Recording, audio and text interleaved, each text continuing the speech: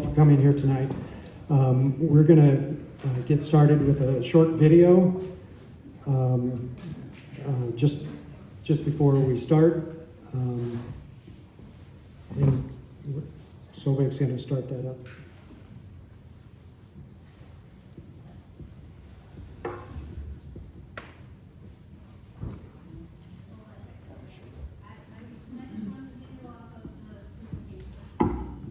But it's going to show up in the other window.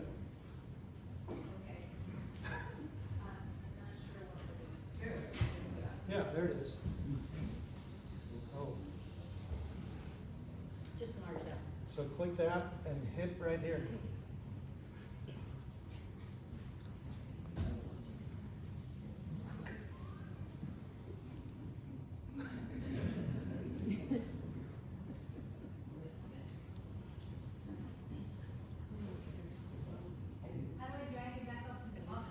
You don't, just hit this. Yeah, I can't right see there. it. I can't see it anymore. It's off the screen. No, it's on the screen. It's right here. It's not on the screen. Click on that right there. Touch that area. Right there. Okay, thank you. Okay, do you have your Where's the sound volume? set?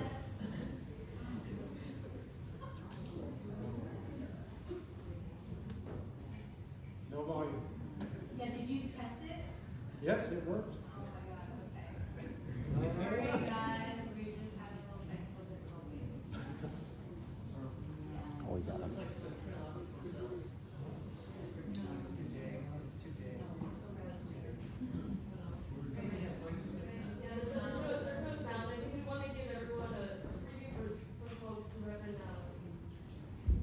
For some folks who haven't walked the forest and want to give Commissioner Upthegrove a sense of what it's like to go through the forest, I think there's a amazing sense of calm and others who have experiences feel free to jump in. It's a little improvised, but I think it serves as a bastion for a lot of people. There's an arch along the way.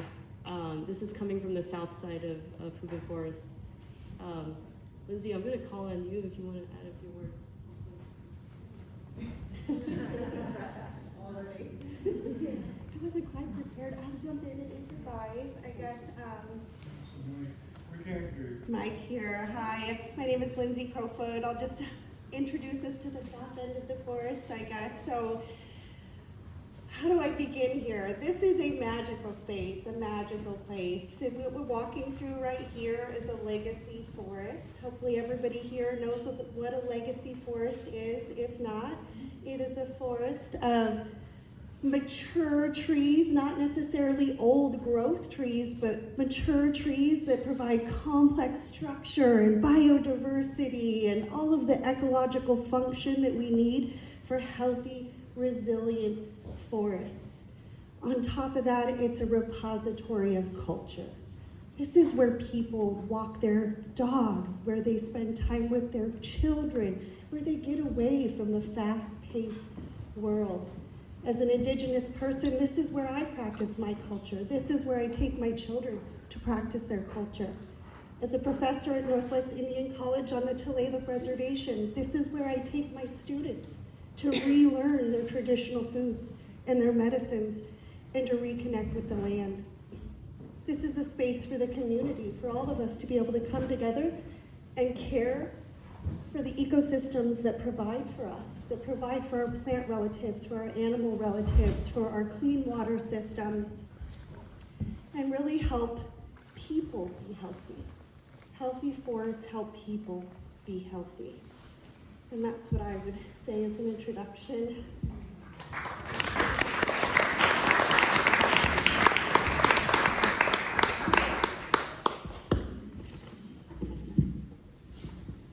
Thank you for that, Lindsay. Technical difficulties are always tough. Sorry about that.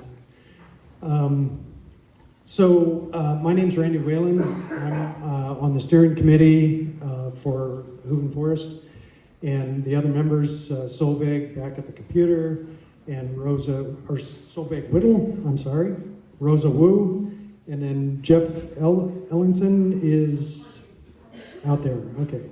So the four of us have been meeting.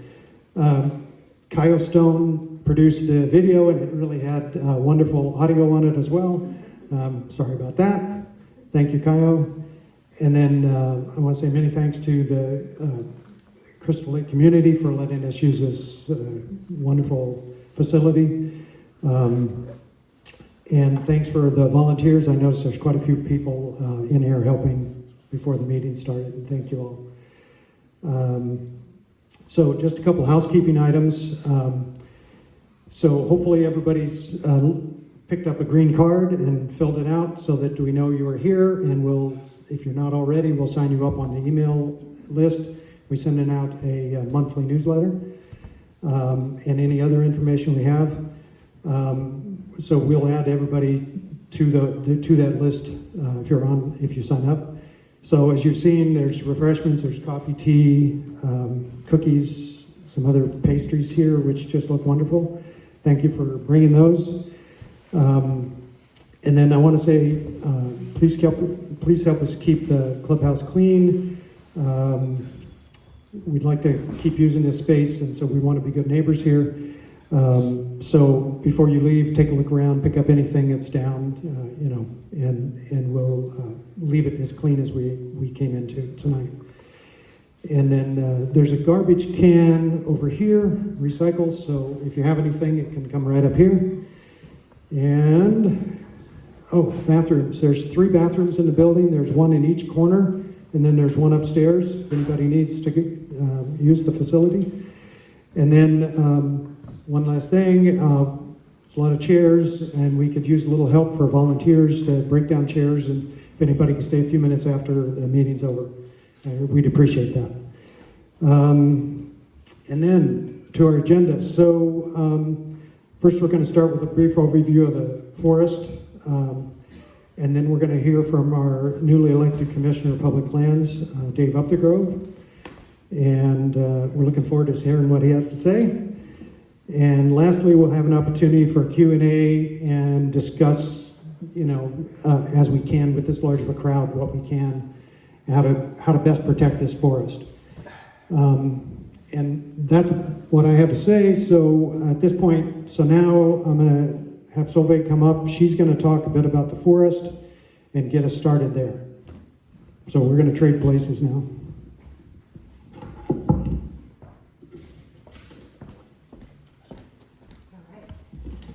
Thank you, Randy.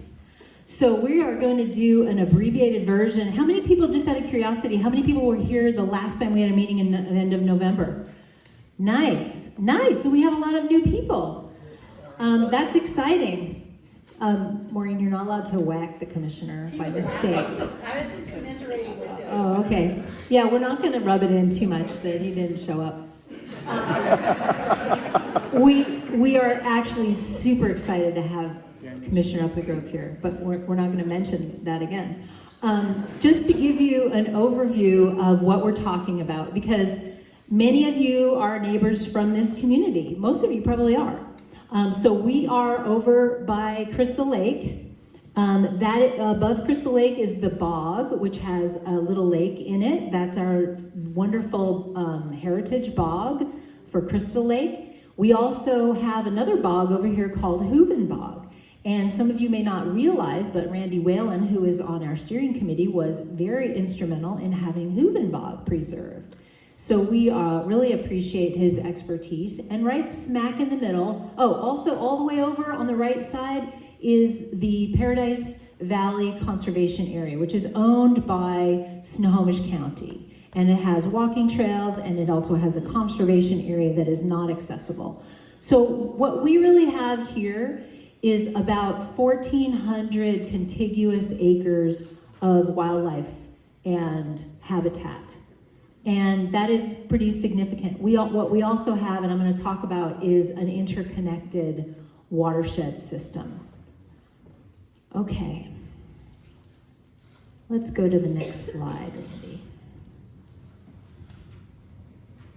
So let me just talk a little bit about, this is just another viewpoint of the property and the Hooven Bog Conservation Area, Crystal Lake, which is a private community owned by 66 families. For those of you who aren't familiar with Crystal Lake, we have a tree farm. We have a working tree farm, which we sustainably harvest trees to support our community needs. And then we also have the Paradise Valley Conservation Area over there. So one of the reasons why this area is so important is because it's part of the Bear Creek watershed. And Hooven Forest really is situated right in the middle of the headwaters of Bear Creek watershed. Water collects in streams. They move down south and to basically out through all the lakes and streams that many of you are familiar with, some of which are salmon bearing, and do eventually empty out into Puget Sound. So why is this important? Well, Hooven Forest is a really big, as you can see, undeveloped piece of property right in the middle of this watershed. Not only is it undeveloped, but it also has second growth trees on it. What does that mean? It means those trees were the ones that grew naturally after this area was entirely logged over in the beginning of the 20th century. This whole area, this whole quadrant was logged right around the turn between the 19th and 20th century, right in the early 20th century. So there's a lot of history here, and there's a lot of good stuff here, but those trees were all naturally regenerated and consist primarily of Douglas fir, cedar, and big leaf maple, with a lot of great understory, other stuff in there. And the other really important thing to note is there's a wetland that runs right through the middle of this property and drains to Crystal Lake. So from the Crystal Lake community perspective, it's also really important because it's a seasonal wetland and it feeds Crystal Lake. And so keeping that area undeveloped is really important for Crystal Lake as well. So the Bear Creek watershed, just to remind everybody, just super important watershed. You can go Google it online and see a lot of the other projects that are being done by lots of people to try and keep Bear Creek cool water for the salmon. Those big trees are what does it. All right, so again, just to orient you, this is the whole Bear Creek watershed, and that little star is the DNR property that we're talking about. We are right on the border of King and Snohomish County, so South Snohomish County. Why is that important? Well, South Snohomish County is actually one of the fastest growing counties in the entire country. So there are a lot of people coming in. So there's a lot of development pressure. And it's a great location because we're still within commuting distance of Seattle. And it's a great location because it's also kind of a still semi-rural area. So you all know this because you live here. I know people that moved here like I did 30 years ago. It was like horses and, some goats and llamas, and we are just seeing that encroachment onto the watershed. We also have an urban growth area right around the Maltby area. So many of you are also familiar with that. An urban growth area, I won't go into it, but it does lead one to think that there will most likely be an expansion of that growth area at some point, which will need more dense housing and more people. And just to remind everybody who doesn't know, which is probably not most of you, but we don't have good public transit out here. So we don't really have a good hub for people to take public transit. And the roads, the highways, 522, if you've ever gone through that traffic light, if you've ever tried to move through that intersection, it's really a difficult intersection. There's not a really good way to get to and from this parcel if you're talking about perhaps this going to be sold for development, because it would be really hard to manage a lot of the increased traffic through there. So, but again, really this is to point out that this watershed feeds all the way down and eventually runs into salmon-bearing streams. So I'm gonna just keep moving with the next slide, and this is again the abbreviated version of the full PowerPoint that Randy delivered in November. And if you wanna see that PowerPoint, which has a lot more detail about this parcel, please go on our website, hoovenforest.org, and you can find our newsletters and you can find a link to that PowerPoint. We have, since that last meeting, as a steering committee, we have worked on a vision statement. So how many people, just out of curiosity, get our newsletter already? Okay, oh, that's lovely. I love that. It's about 80%. So you have seen a draft of our vision statement. I think the important thing to note about this vision statement is that we are committed to work towards preserving this land. And we want to work with all the parties that we can work with. We want to work with the state of Washington. We want to work with the commissioner. We want to work with DNR. We want to work with the tribes. We want to work with the communities that surround this beautiful piece of land.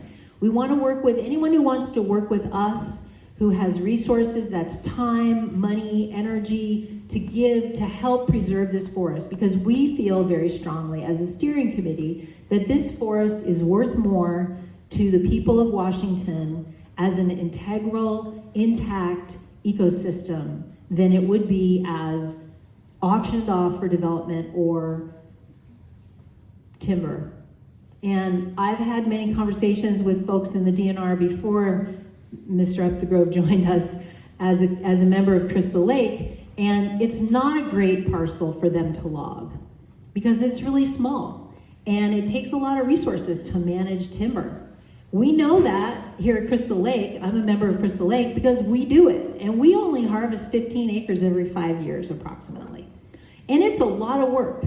It's a lot of work. So we feel really strongly that as an intact ecosystem, we want to work with DNR, we want to work with others to try to figure out what the best way is to keep this as a property that we can walk through, that we can enjoy, that we can practice our rituals on, that we can just enjoy and forest bathe in. Okay, next slide. Okay, before you hit the go on this one, because I know you are going to, we have another short video. I just wanted to mention Kaio, who, hopefully that's gonna work. Kaio is a volunteer and she couldn't be here tonight, but she wanted to give us this update on the effort that she is spearheading, which is to value this property in a way that incorporates other pieces of value, like what kinds of trees do we have? What kinds of plants? What kinds of animals? What does it mean to the community? What are the other ways in which we can value this property above and beyond just purely as a real estate property or as timber? Because I think DNR knows what this property is worth if they were to auction it off, and they also probably know what the trees are worth because that's their job, is they value trees, right? They know all that. But what they may not know is what this property means to us. So I'm gonna let you guys start the video, and hopefully the sound is on.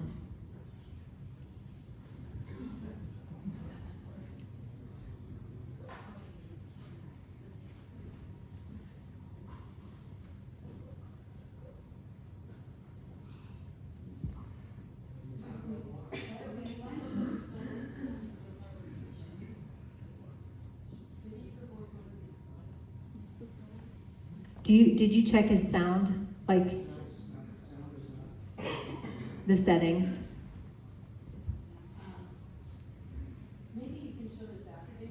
Okay, we'll show it after Dave talks then.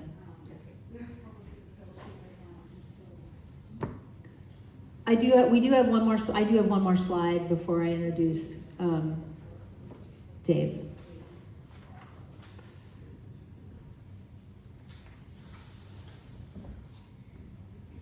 Okay, so here's just a couple of opportunities to participate in the Friends of Hooven Forest efforts. We do have a community member, Anna, who I believe, is Anna here tonight?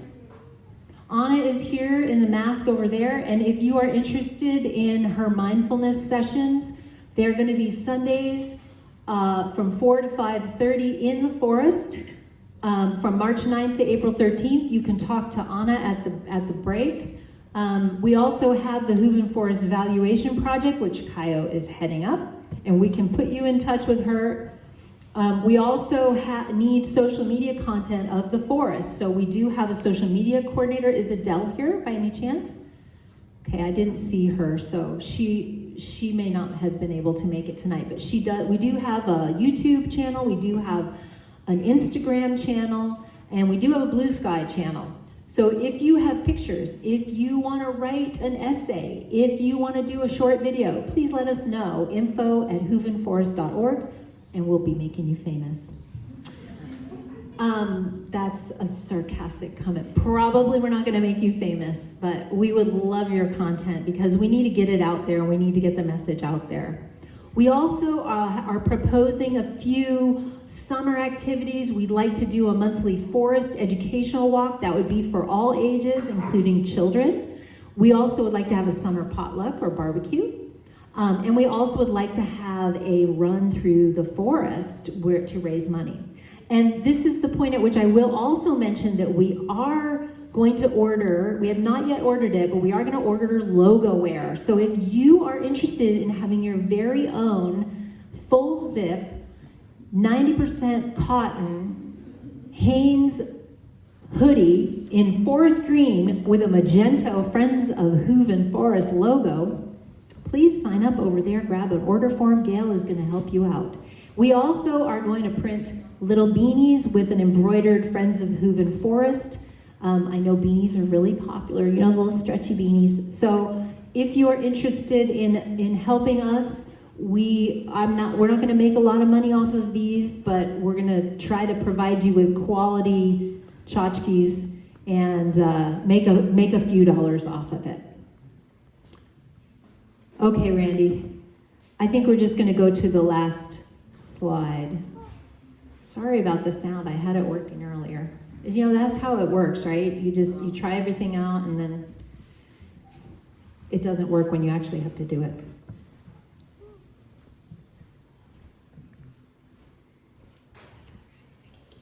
Okay, next slide. So here's the crux of what we are here for tonight. We want to work with the DNR to preserve this property. We want to create awareness of the value of Hooven Forest beyond timber and real estate. So the main question that we really have for the commissioner tonight is, how can he help us, if he can help us, to move this property out of what it's currently, the bucket it's currently in, which is school trust land. School trust land, the DNR is required by law to raise revenue from this parcel. They have not raised revenue. They have not cut the timber, and it is on the disposal list, but they have not yet disposed of it. And so the real question for the steering committee, and for I think many of you, and that's why you're here, is, will this land be harvested? Will it be sold? Or can it be preserved with the forest and the wetlands intact? And how can we, as community members, help that to happen? What does DNR need from us to help that to happen? Do we need to write our legislators? Do we need to raise money? Do we need to provide, commitments to maintain the trails? What is it we need to do as a community organization to move this parcel out of danger? Because that's what I think we're all here for. That's what we want. We want to continue to enjoy this property as it is. Okay, and with that, we're going to move to our last slide. Hold on, I got an intro, don't get up. Commissioner Dave Upthegrove is committed to managing public lands for the public interest. Dave's love of the outdoors, I hope I have this one is the right intro, but anyway, Dave's love of the outdoors developed at a young age. He spent his summers in high school and college teaching young people about conservation on Dabaw Bay and leading week-long treks through the Cascade Mountains.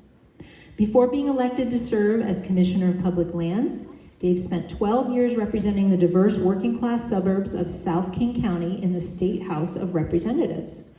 Most recently, he represented his community for more than a decade as a member of the King County Council, where he worked with his colleagues to preserve public lands and manage growth, parks, wastewater, and transportation in environmentally sustainable ways, in our state's most populous county.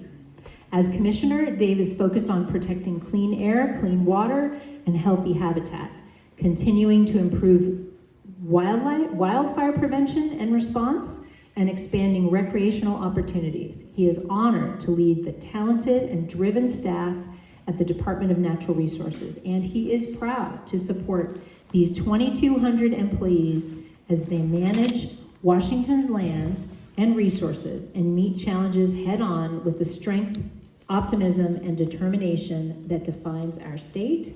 And with that, I will turn this over to Commissioner Dave Upthegrove.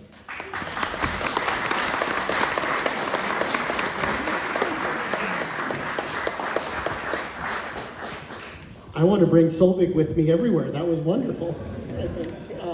What a beautiful venue, and the politician in me wants to say, what beautiful people.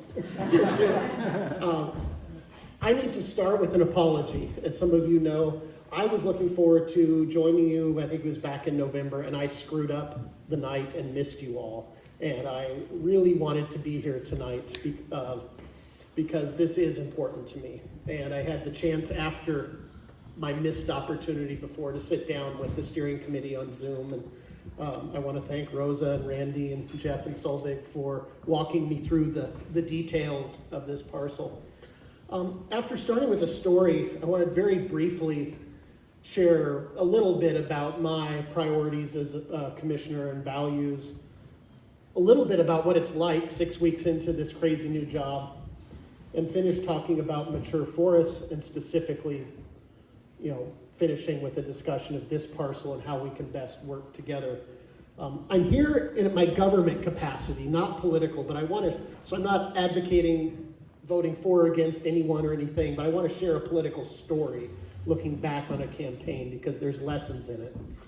When I ran for this office, it was an open seat. It's a statewide office, and there were a lot of people running for it. And I went out for over a year, raising money and traveling the state and day in and day out for 12 months, and it got to election night in the primary election in August, and I gathered at my parents' home in Burien with my campaign staff and my family and a couple close friends, and we held our breath and waited for the results to come in, and the results came in that night. And of the 5 Democrats and 2 Republicans running for this office, the Republicans were number 1 and number 2. And even though the Democrats had 67% of the vote, our election laws in Washington say the top 2 people, regardless of political party, advances. But it was really, really close. And for the next week or two, ballots would trickle in all over the state, and the state auditors kept counting them. And we had a spreadsheet. Political nerds all over the state had spreadsheets, and you would run the math. You'd say, okay, there's 2,000 votes left in Walla Walla County to be counted, and Dave is getting 29.3%, and you could project the outcome and it was, we were fewer and fewer ballots to count. And my consultants came to me and they said, Dave, we've run the numbers over and over again. You're going to fall 200 to 400 votes short. You're not going to make it. It's going to be the 2 Republicans advancing. So we did something I thought was kind of cool. We got the list of everyone whose ballots had been rejected because their signatures didn't match, or sometimes people forget to sign their ballot. That's public record. And then I ran as a Democrat, so I went to the Democratic Party. They, don't ask me how, they kind of know who's Democrats and Republicans from surveys and consumer data, Lord knows how. But we then matched the list of people whose ballots had been rejected with the list of identified Democratic voters. And there were several thousand of these, a lot, like 8,000, 10,000. And we, over the course of 5 days, got 435 volunteers trained up and on the phones, and every identified Democrat whose ballot had been rejected got 3 phone calls from a trained volunteer teaching them how to fix their ballot with the local elections office. And if we couldn't get through on the phone, or if we didn't have a phone number, we had a volunteer go to their door And we had people traveling an hour and a half in eastern Washington to go to one voter. We had people taking the boats over in the San Juans to go find 3 votes. We don't even know if they voted for me. We just knew they voted for, likely voted for a Democrat. And we connected with 97% of those over 5 days. And when the dust settled, and following a statewide hand recount with 2.5 million people voting, I advanced to the general election by 49 votes. And because of that, you now have a commissioner of public lands who is not going to sell this parcel to a developer. And you have a commissioner of public lands. And you have a commissioner of public lands who is not going to sell off the timber for industrial harvest.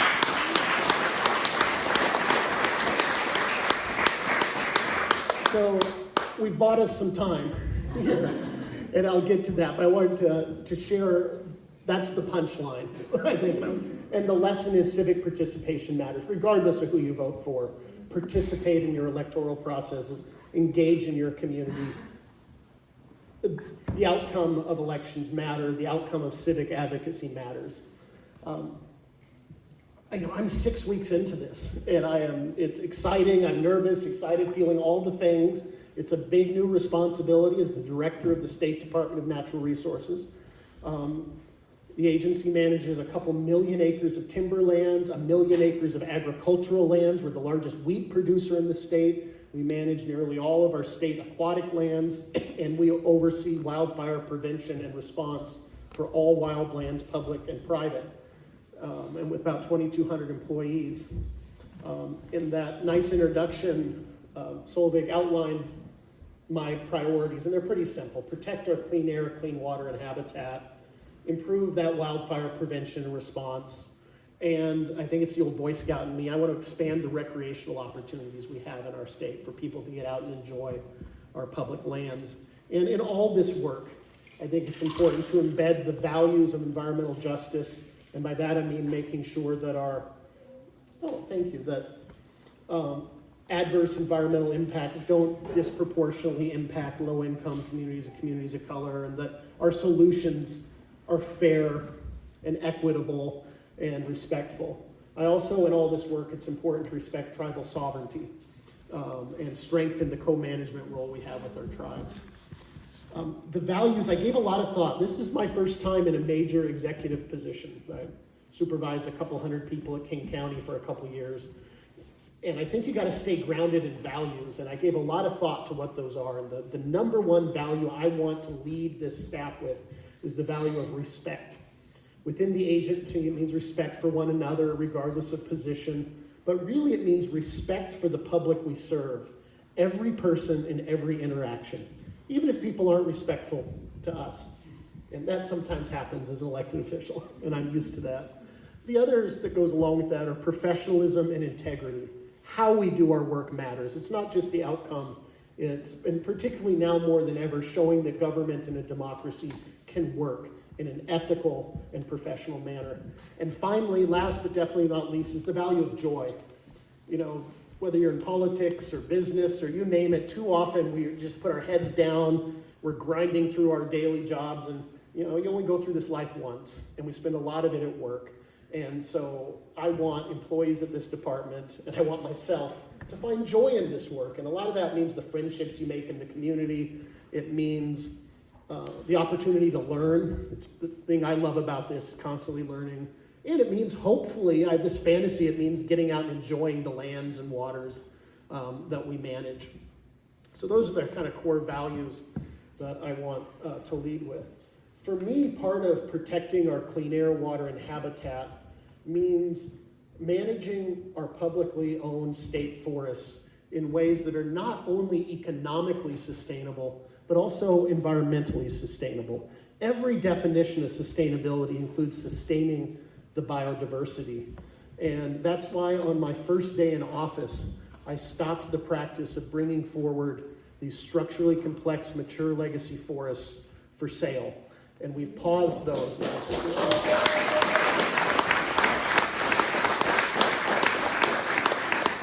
we're starting, this is starting with a 6-month pause, no longer bringing these to the Board of Natural Resources to sell.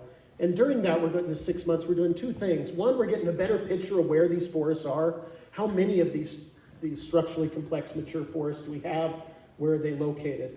The second thing we're doing is developing a new management plan that will defer the harvest of structurally complex mature forests until we hit some habitat goals way out in the future. And this is grounded in existing plans we have with the federal government. Some of you may have heard the term Habitat Conservation Plan. That's under the Endangered Species Act. We have to manage these lands to protect species. And our Habitat Conservation Plan with the federal government envisions 10 to 15% of the landscape being structurally complex mature forests. And the previous administration, their strategy was, as long as we hit that target at the end of the century, we're meeting our responsibilities. I want to meet that target as soon as possible. And that means deferring the harvest of these structurally complex forests until we hit the goals. And that means having 10 to 15% of our lowland evergreen forests as structurally complex mature forests in every planning unit in our state. And this is going to be challenging. There are fiscal impacts to schools and to counties, to our budget, but I have a lot of confidence that we can do this. And the way we do it is pretty simple. We harvest other parcels. This state has over 1 million acres of harvestable timber. Maybe 3% of them are structurally complex mature forests. It takes a couple years to bring timber sales forward, and that's where our challenge is. I've halted the sales of a whole bunch of these structurally complex forests. That revenue goes away.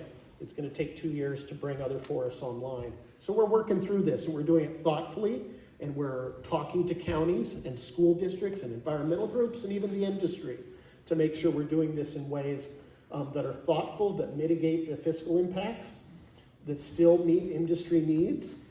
Here's an example, something I learned. We have some older forests that aren't structurally complex. They don't have the same habitat values. So some of these mills that require bigger trees, there might be some opportunities there. So with some creativity and collaboration, I think we can put our state forestry on a new path and get away from having to have all of these lawsuits and fighting with one another. I think we can get on a better path. And there is no better poster child, I think, than the Hooven Forest, a structurally complex, mature forest. Some call it a legacy forest. And legacy forest is sort of, I love the beautiful description. It's not a scientific term. It's the way I describe it is you know it when you're in it. It's the almost old growth forests. And so there are forestry terms about structurally complex, but this is the poster child in your backyard. A beautiful parcel with 100-year-old Douglas firs, and you've got the western red cedar and maple. You have creeks and wetlands, and you have habitat types for all kinds of different habitat. And those are valuable ecological qualities. But you also have something else powerful here, and it's the people. You have a community around this forest that values it, that stewards it. I love the mindful meditation. You're doing walks, you have newsletters, you have people helping tend the trails. There's a very human connection and investment that I think is powerful and has value to it. I thought Solveig did a nice job of explaining some of the history. I'm, in many ways, and I learn them every day, the Commissioner of Public Lands has a lot of authority, but there's also a lot of constraints. This land is an example of federal trust land. When we became a state, I should know this, 163, 165 years ago, the federal government gave the state a bunch of land. And in our state constitution, not even state law that we can get our legislators to change, but in our state constitution is a requirement to manage these lands for the purpose of funding school construction. Courts have tested that. We've had some court cases that maybe open up a little flexibility, but this department operates under a constitutional mandate for some of these lands that's reinforced through state law. And so we have fiduciary responsibilities that shape what we can and cannot do. So there is and always will be pressure for a parcel like this to sell it to a developer, sell the timber. But we have other pathways. We have other tools available. They're not easy, but we can work together, and I think we can be successful. The state, the area I want to spend time exploring together in the months ahead is the use of a state program called the Trust Land Transfer Program. And I think you've talked with the state about that before. And it's a program that exists in state law where communities or governments can propose a piece of state trust land for this program. And the way it works is if it's selected, it's scored and ranked by an external advisory committee. And if the legislature funds this program, it takes a parcel out of our trust, hence trust land transfer, and transfers it to another government. It can be a city, it can be a county, it can be a tribe, which I think would be a really good option here. And then the legislature provides funding to the department through the Trust Land Transfer Program, and we go acquire timberland somewhere else that's appropriate for timber harvest. And so it's kind of a win-win with the legislature funding these programs. We take a parcel like the Hooven Forest out of our trust management and manage it for other public purposes, recreation, conservation, and we'll also then meeting our responsibility to make money for schools. And I think the Trust Land Transfer Program is one of the most promising. We talked about, I think, a little bit in our Zoom call last fall. There's some challenges. You need a government willing to take it. That's the first. You need Snohomish County, a local city, maybe the Tulalip tribe, or another. I assume we're on traditional Tulalip lands here. And that's the first hurdle. But I think that isn't achievable with my assistance, the assistance of our office and yours, finding a government willing to take over management of this as a park, as a non-revenue generating use. And it could be a government that you could work with on the management plan. If you got a city or the county or a tribal government to be interested in receiving it, you could then work with them on what does the management look like. It would then be up to you and them to figure out what does access look like and all of those kinds of things. I think it's one of the most promising, but it takes work. It takes finding that local government willing to be the receiving, getting a good application in, and then making sure the legislature funds that program. And they've revitalized it recently, and and I think you would be very, very competitive for a couple reasons. As was noted, the value in timber here, it's tough. It's a kind of a isolated parcel, so it would cost a lot to make money in timber. And then the nature, the ecological value of this forest, its connectivity to the rest of the ecosystem around here, the other parcels, and the fact it is one of the last remaining sort of places like this will make it very attractive for that program if you can find a recipient. And you add to that you'll have the Commissioner of Public Lands going to bat for you too on this. I think that's a potential path forward. It's the best one I could come with tonight that I could think of. We can sell it directly to other types of ideas that I think they're more challenging. The department could sell this to a nonprofit organization to own and manage. It's probably pretty expensive. And state laws, we're probably constrained in having to go through an open bidding process if we're selling it. I don't know all the nuances of that, but it's not always as simple. We don't get to pick winners and losers when we sell. We tend to have to sell it.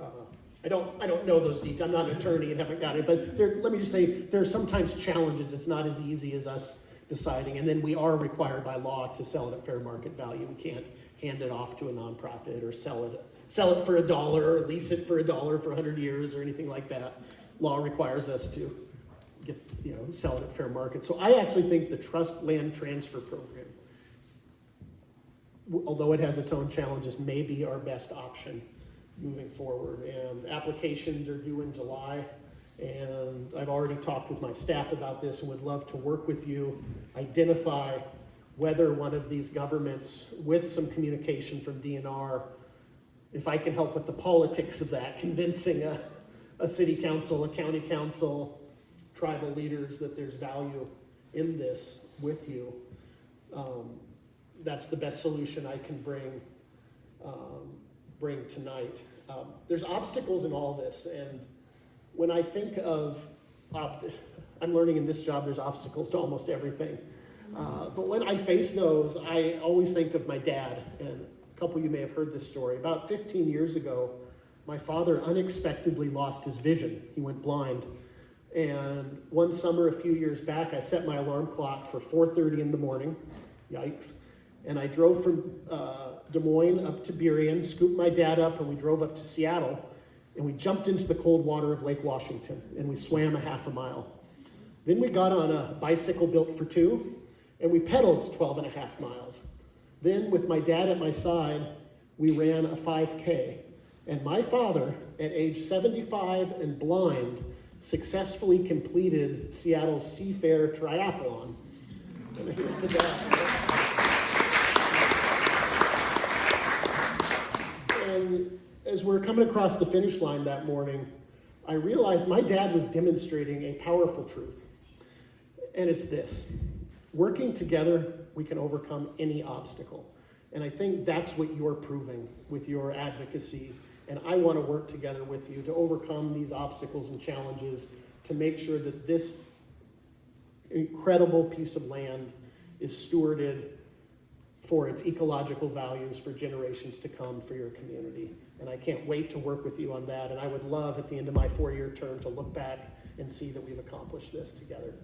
So I appreciate being here, and I'd love to answer any questions. Thank you so much. Thank you. So I'm going to leave you up there, and I have a few questions that have been submitted by the audience that I'm going to read. And then we can open the floor up if we have time for additional questions from the floor.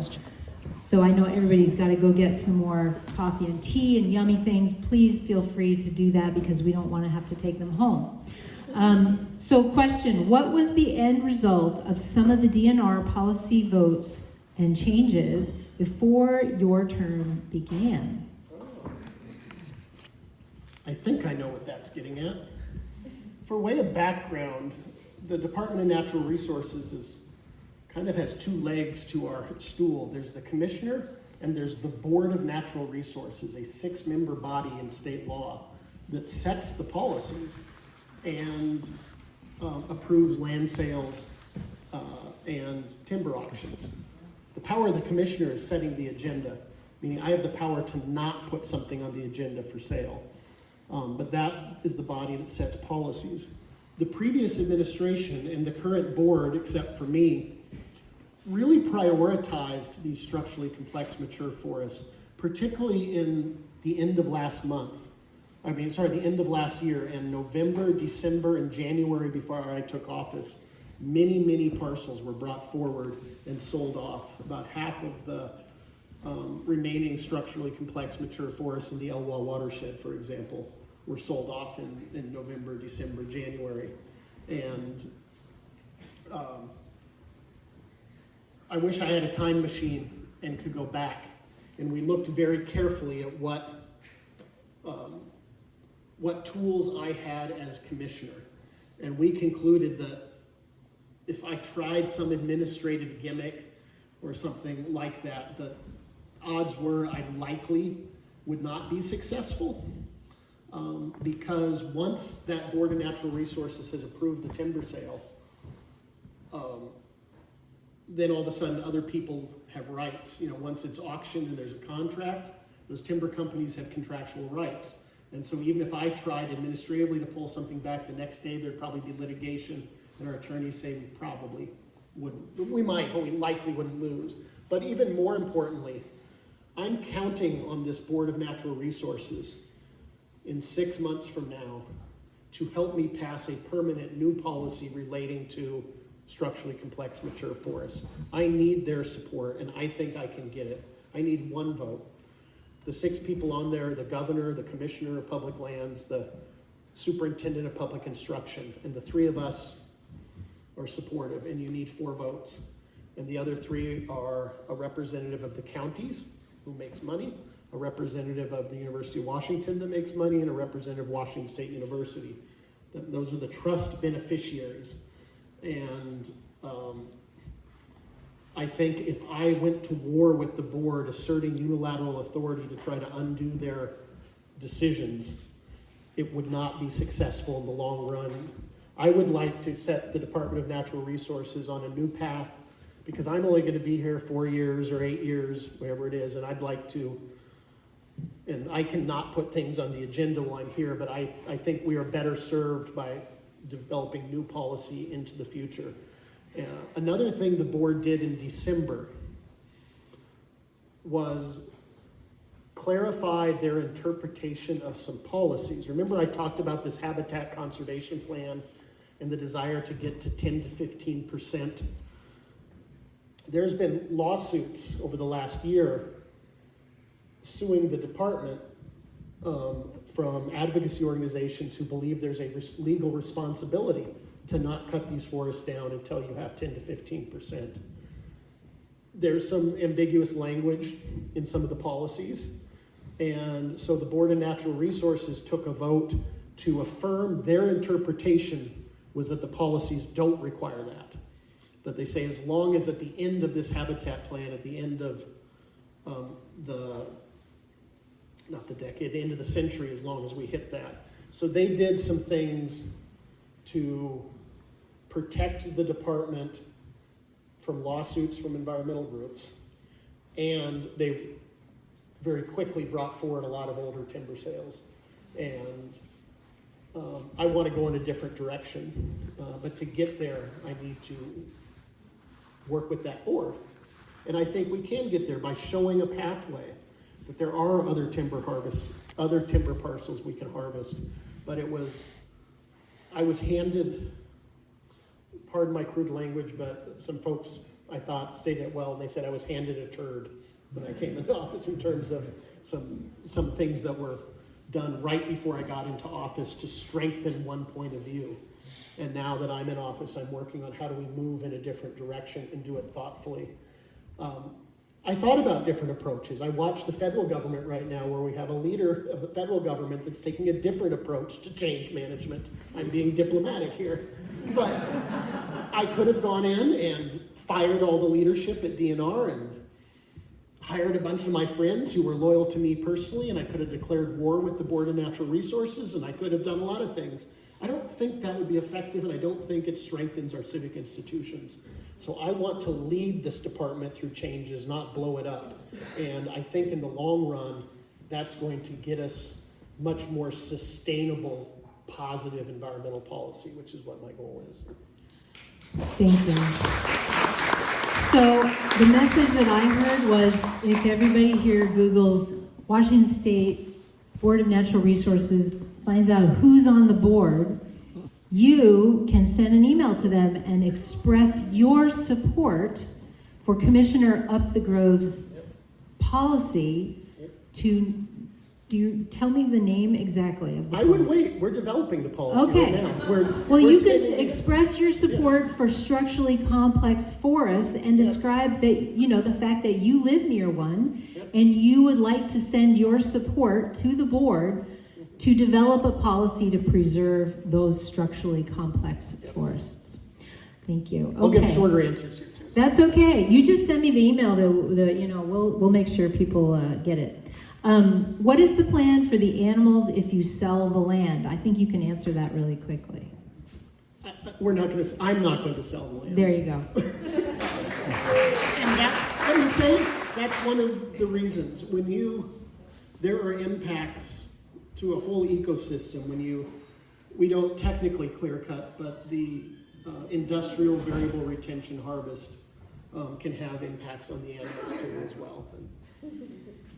Okay, I have another one. How does the 2022 Supreme Court decision for legacy forests affect DNR's handling of complex forests? It's a great question. I alluded to that earlier when I said the Supreme Court has given some flexibility. It was a case called Conservation Northwest versus Franz. Conservation Northwest is a statewide environmental advocacy group. Franz was the last name of my predecessor. And it was challenging the constitutional mandate that we have. And different attorneys interpret it differently.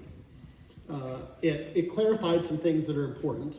Some we knew that we are not required to maximize revenue. It clarified that. But it also said we have a responsibility, and I'm not quoting exactly, but my takeaway is we still have a responsibility to the trust, but we also have a responsibility to the public, to the people of the state of Washington. And that's the fundamental value that I want to embody in my work over the next 4 years. We had actually a small staff meeting with leadership today. We're beginning to draft our strategic plan and looking at how would it differ from the strategic plan of my predecessor. And that was what I keyed in on, and we keyed in on. The biggest difference is I want to keep exploring and advocating for that public interest. That's the constant tension. There may be the best thing for the trust here probably is to sell that parcel to the highest bidder, and you could have condos or whatever it might be here. That's not the best thing for the public. And so I think that court case gives us room to put a higher value on the public interest. Others disagree strongly on what it means. I think it is, and I want to bring that to life during my time in office. These lands don't belong to industry. They belong to we the people. They're public lands, they're our lands, and they need to be managed in the public interest. And we can do that while still, I believe, meeting responsibilities to the trust. So I think that's what that court case meant to me. Thanks. And just to follow on to that, we didn't get to see the video from Kayo, but she is spearheading our Valuing Hooven Forest project. And I am so excited to tell you that we just found out this week that we are going to be working with the University of Washington Bothell to recruit a few students for their capstone project, which is their graduation project that they all have to do as undergraduates, to help us to value specifically Hooven Forest. So we are working right now with the head of the Capstone Community Outreach Coordinator for the University of Washington Bothell. They have an environmental studies program, and we are going to try and recruit some students to come and help us catalog what is on that land and help us develop that side of the valuing of Hooven Forest, because we feel really strongly that we want to integrate with the educational system. This is school trust property after all, so please don't sell it off before we finish that project.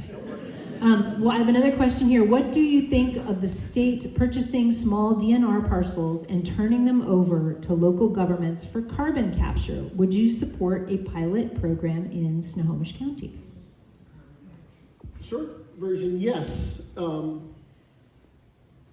The state legislature has allowed us a pilot project. They've authorized one already. The timber industry sued, the department won in court, and I've asked that move forward now. It goes back to your last comment that there are values besides wood products that forests provide, one of which is carbon storage. And even the US EPA has a calculator where they can calculate the dollar value of the carbon in the forest, and let's not forget the soils.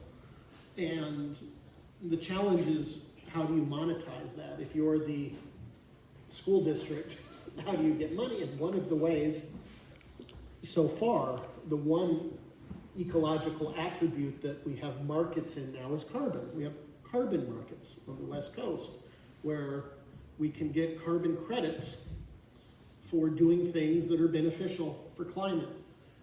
And that's what these types of pilot projects are aimed at doing. The challenge is, right now, it's pennies on the dollar compared to wood products, pennies. That can change. Things change a lot, and it can go up and down. But I think it's really important to get that infrastructure in place the administrative systems, the financial systems, so that we're set up to be able to do this. If these markets develop further and the values change, it would be fabulous if we could also get credit for, the value forests provide to prevent flooding, to prevent landslides, to cool the ground, and the buzzword for that is the ecosystem services. And I think that's probably what was in the video that we couldn't hear, is what's the value of those ecosystem services. The next step in the trick is how do you monetize that value if you're stuck with a trust mandate. And so opportunities to continue to explore that, I think, are good ideas. Awesome. I have one last question, and then I will definitely put the mic back in there, and you guys can come up if you have a question, line up, and so we can all hear your question. So this one, it just says impact on forest animals and impact on local traffic, which I did allude to earlier. And I'm assuming it means, the question is, how do we consider the impact of disposing of that land or cutting the timber on it, on the animals and the traffic? When the Department of Natural Resources sells off timber for harvest, much like when people do on private land, we're required to comply with the State Environmental Policy Act, SEPA. And so the timber sales undergo a SEPA analysis, and members of the public are given time, or advocacy organizations, to weigh in. The department's asked to consider all of those kinds of impacts and document them, and then have public input and response that informs it. I think traffic is often a challenge. I think that's one of the reasons this is not an attractive parcel for timber harvest, because of it's such a developed area in many ways. It's a good reason not to harvest it. But those types of impacts are considered through the State Environmental Policy Act and the requirements. The department goes above and beyond that. It's generally speaking, if there's going to be a forest land, you're going to want it in the state to manage it, not a private timber company, because we have set higher standards for our state managed timberlands than the law requires on private timberlands. Fun fact I also learned, 70% of our forestry takes place on private timberlands, 70% of our wood products. So when we're talking about some changes to how we manage these structurally complex, mature forests, we're talking about 3% of 30%, just for scale. And we're talking about doing it thoughtfully, deferring the harvest until we have enough of these across the landscape and bringing forward other parcels. And I say that because you're going to hear the guardians and defenders of the status quo screaming, whether it's the industry or their allies in the media, questioning change, because change is hard, and there are trade-offs with that, I think. And so we do those kinds of analysis, but I think we do them better, and we manage our lands better than the private sector. But in this case, I don't think you're going to have to face that, because at least in the next 4 years, because I don't intend to sell the parcel. Just keep repeating that. Yes. For the camera. For the camera. It's all on, we got you on film. Okay, before I turn the mic over to additional questions from the floor, I also would like to recognize that we do have 2 Woodinville City Council members here tonight, Rachel Campbell-Best and Al Taylor. And if there are any other electeds here that I missed, let us know. I also wanted to mention, let's see, who else we want to mention? David Bain, who is sitting right over there. He's a longtime environmental activist and steward of many lands that have already been preserved. So thank you again for your help, because he has been helpful advising us on how to proceed. Are there any other questions? I can actually run this mic around also. Like yeah. Oprah. Here. Hi, Dave. Thank you so much for coming out tonight. My question tonight is a little bit wearing 2 hats. So I'm here representing the Crystal Lake community. I grew up here. I'm also here representing the Evans School of Public Policy and Governance up at UW. And we have up at the Evans School something called a legislative advisory board, which is, kind of just keeping the students in the loop of what's going on at the legislative capacity, looking at the agencies, etc. We heard you talking about your trust beneficiary at the University of Washington. Also, kind of our engagement with our electeds going forward as you kind of flesh out your plans here. Is there any, I won't call it political pressure, but is there any guidance that you could give students potentially at UW or Washington State if people here have children or family members in those institutions? And then also maybe a little bit of guidance about like the timeline and what you would want us going to talking about. We're in the 1st district here, so it would be like Shelley Clova. And what would you want us, what message would you like us to deliver? One, you have fabulous legislators up here. I don't think you'll be preaching to the choir with them. One of the unique things about the Board of Natural Resources is other than 3 of us, it's not made up of elected officials. So what you think of as political pressure doesn't work. And I think it's been one of the movement's tactical potential mistakes.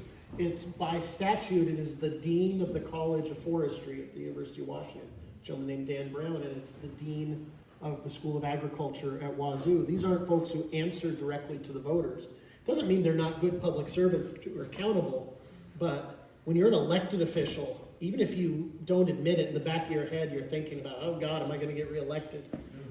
That dynamic's not at play there. So it isn't about pressuring someone.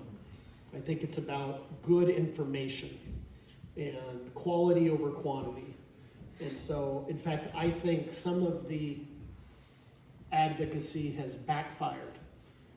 The board feels under siege. They feel disrespected. They feel like people aren't operating with the same set of facts. And it makes them wall off. Even as you're talking about emailing, the legacy forest movement is so energized right now that when there's an action alert, I know these deans have worked with their IT department to create rules because their inbox is so jammed up they can't get their work done. And they're getting things from all over the world, form emails. And I don't think another 100 form emails into the box of the Dean of Forestry is going to be what moves them. I think being part of a broader movement, my challenges are holding the support of legislators. The Seattle Times isn't with me on this. They're giving me they haven't totally attacked me, but they ferociously opposed my election and they editorialized against what I'm trying to do a few weeks ago. And I think change happens in a democracy when a critical mass kind of reaches. I think, so it isn't as much targeting that one individual as it is continuing to educate yourself on these issues, talk to people about them, join organizations with like-minded values. I think it's going to be much more about what I can develop with the staff at DNR that's thoughtful, that a career forester like Dan Brown will be able to deeply analyze and say, yeah, this makes sense, more so than how many emails do we get. Legislators maybe count how many emails they get, but the board, I don't think it's political pressure. I think it's a different kind of engagement. And I think that dovetails really nicely with really the mandate of what we feel the steering committee has, our vision, which is to work with your organization to develop a model for not just preserving this land, but for how to value other legacy forest lands. And so that's the dialogue I think that our organization wants to have with your organization. So I'm hoping that at some point we can get the name of an actual person in your organization that we can work with to, whether it's applying for a trust land grant to move this parcel out, whether it's developing tools to value the forest. My son is in computer science at UW Buffalo, and so I just talked to him yesterday about hey, what kind of capstone project would you like to do around this parcel? And he came up with 2 ideas already. So I think, you know, collaboratively working with DNR is absolutely like our first choice, because we do want to be the poster child for how to preserve these, you know, lowland Western Washington forests that are complex. So other questions, I can hand the mic. I'll shut up now. And I'll leave you with the name and contact info. Oh, awesome. Now I got you on video saying that as well. Hold on. And I'll keep trying to give shorter answers. You get a politician talking and I can't. Anyway, thank you for being here. It's really good to hear what you have to say. I think we're all here collectively looking at something that will be forever, perpetual, okay? One of the things you mentioned, and we've lived in Woodinville for 20 odd years, and we've been down and involved in talking to the city councils during the times where there was a lot of pressure on Woodinville from outside developers. And, you know, we have lost a lot of land, absolutely. So the question I have is, you had mentioned that if you were looking at maybe having this land become tribal land in a way that it could be structured, and I know that you'd be taking from the federal down to the state constitution, and I follow all that.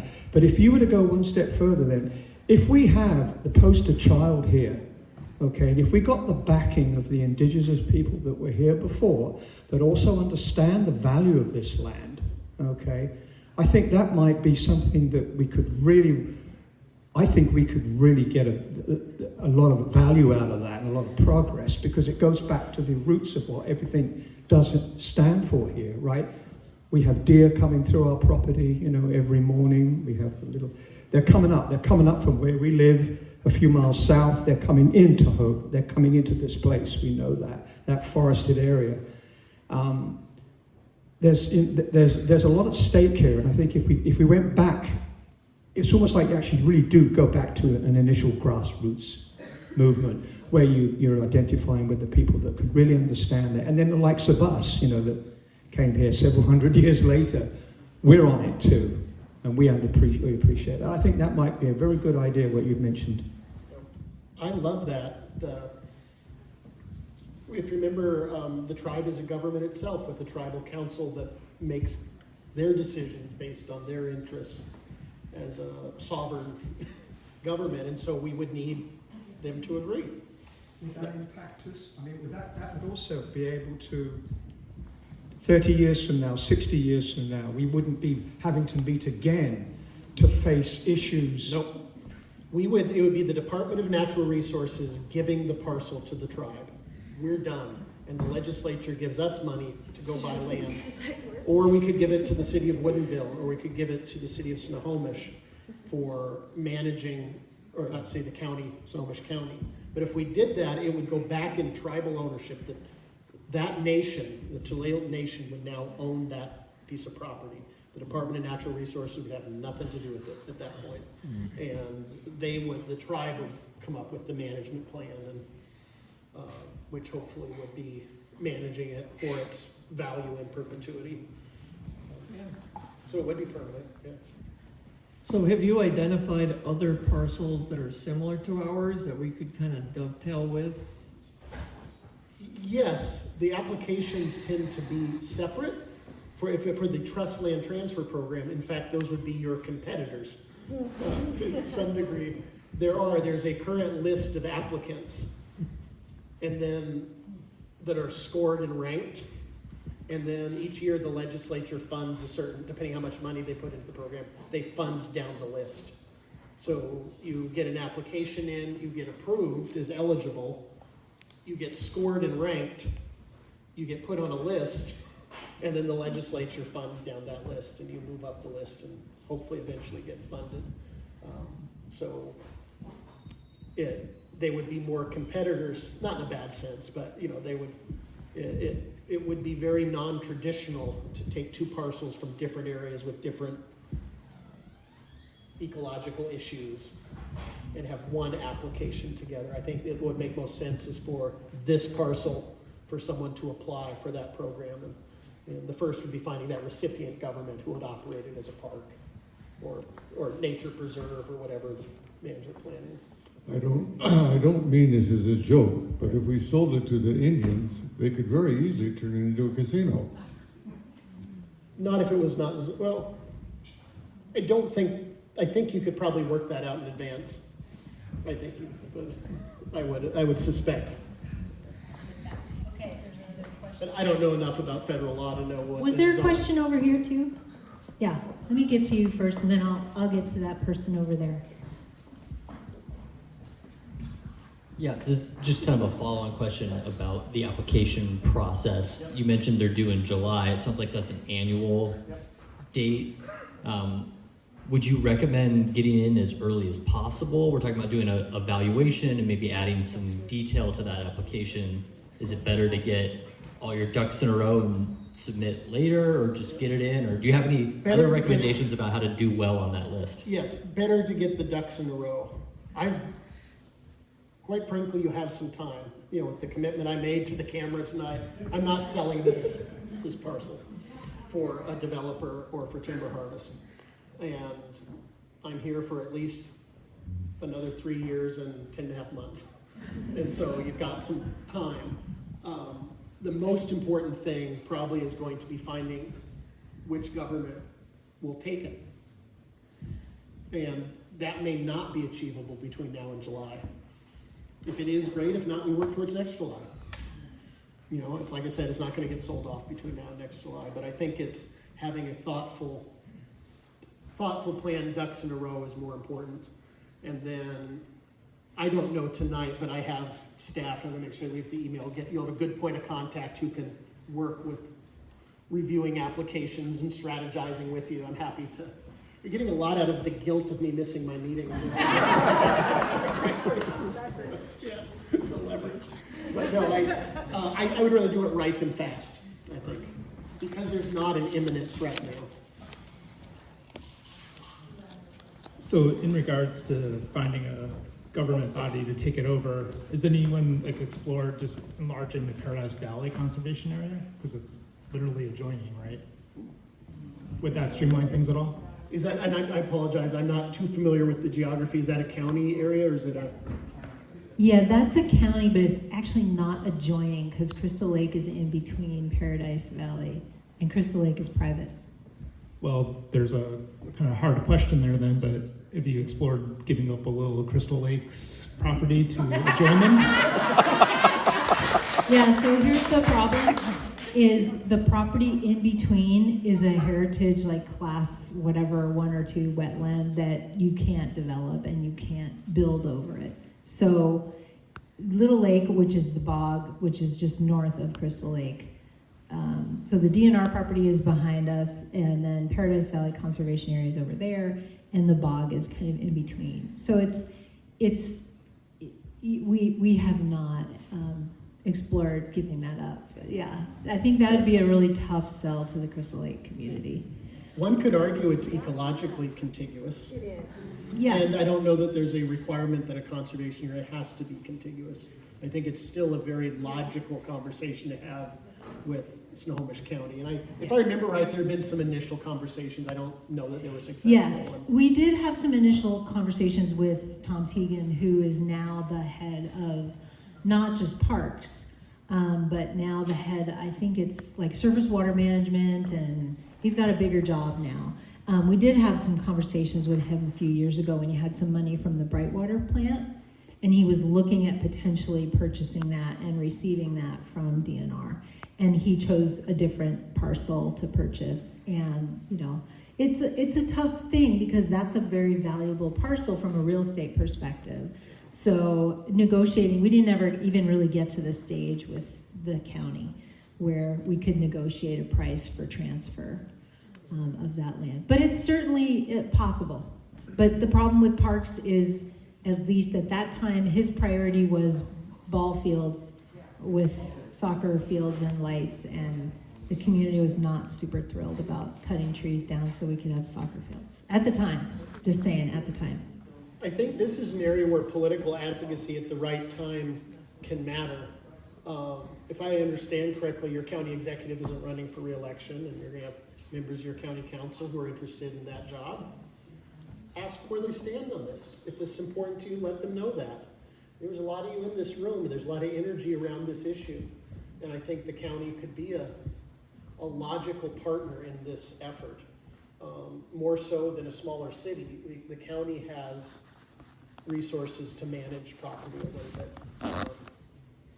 a little bit better. So I think engaging your county officials, I think maybe we do it together strategically with the steering committee, who, you know, in terms of who to approach when, but I think not just having the conversation staff to staff, but at some point elevating it to individual members of the county council and finding a champion. And I think you will find some. You have a pretty good council up here. Hi, thank you. Thank you so much for sharing, for being here, for protecting the forest for the next 3-4 years at least. I really hope that we can work towards a long-term solution. My name is, I introduced myself earlier, I'll do it again though. My name is Lindsay Crowfoot. I'm a child of Khutsnubul Kwan Deshitan. I'm from the Fortress of the Brown Bear Tribe, the Beaver Clan, and I'm here advocating for my relatives from the Tulalip tribes whose traditional homelands that this is on. Specifically, this is the homelands of the Skababish, the Stokwalbu, the Stohopsh, and the Skywamish peoples. And when I came here in November, and I asked very directly the group here if the state had approached the tribes who are legally co-managers of these lands about this parcel, nobody had had any conversations with any of the local tribal nations. Muckleshoot, who comes right up to the King County, Snohomish County line right here for their usual and accustomed areas. The Snoqualmie, who also are the native peoples to this area. And then the Tulalips, whose usual and accustomed areas come right up to the Snohomish County line, which includes all of the Hooven Forest. At the time, no conversations were being had with the local tribes, although the property had already at some point been offered potentially for sale to the city of Woodinville, was my understanding. And so I just want to get from you some assurances that the tribes are actually going to be a part of the conversation, not just in this room, but actually being inclusive of them, because we have a legal obligation to co-manage these forests, whether they're trust lands or not. These are the public lands, these are their usual and accustomed stations, those opened and unclaimed lands that were guaranteed in the Point Elliott Treaty of 1855.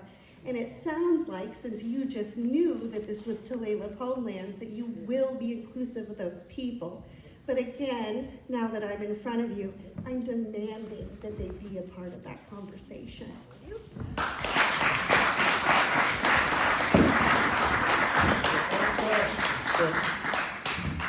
Thank you. The short answer is, of course, yes. We have a legal responsibility to honor tribal treaty rights, and we need to bring to life what does that co-stewardship and co-management look like. And I have a director of tribal affairs who was fabulous, who's helping educate me and other staff on and helping make sure that we are doing our tribal consultations in meaningful ways.